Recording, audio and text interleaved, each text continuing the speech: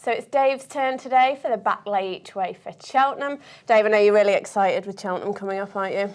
Yeah, absolutely, because, you know, the weights for the handicaps are now out, and that for me is really where you test yourself, and just some stick out like sore thumbs. That, you know, I am a trends follower to a certain extent.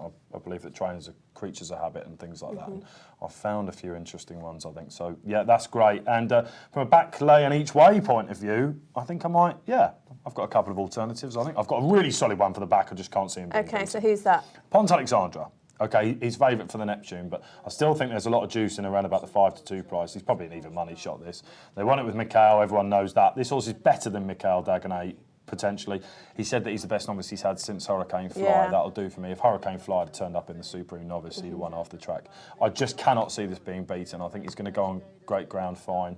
I just don't like... I know it looks like a good race, but I don't like the new one for win purposes. I cannot see him winning the race. I won't have another bet if Puffin Billy wins, ever, in my life. Why can't you have the new one? I just can't. I think that he's been... It's soft ground form, and I think he had a harder race than people gave him, you know, sort of credit for last time. He's a lovely horse, isn't he? Maybe he'll reach the frame, but I just don't think he's anything like in the class of this. Rule the World, I thought, was probably the danger, actually, of Mouse Morris's, and he's still a fair price, but this is Pont Alexandra's race. This is going to smash the bookies. Pont Alexandra and Ruby Walsh clear. Another one for Willie Mullins. Okay, so Pont Alexandra to back for Cheltenham. And do you lay many? Well, yeah, I don't mind laying, and I think either go big or go home on this, and it's Bobsworth for me is the lay. Just on the fact that he's not got enough experience, and it's the lack of a run. I don't care if you're trained by Henderson, Nichols or whatever, you just can't do it.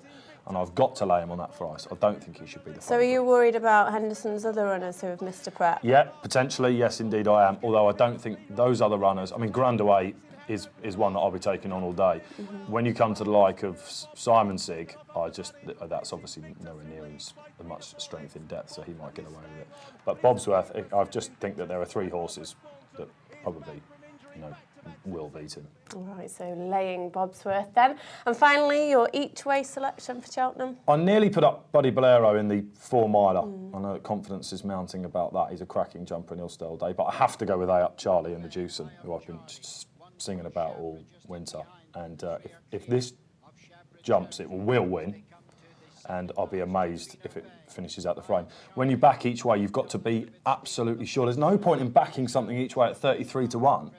Just because you're going to get each way odds, because you don't know whether it's actually going to... There's a reason why it's 33-1, unless it's got amazing strength in depth the race.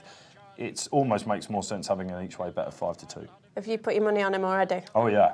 Oh yeah. Russell, high up Charlie, now getting serious on the outside. Andrew Lynch as they race inside the last 150 yards, and Tofino Bay has come battling back to beat off high up Charlie, and it's a...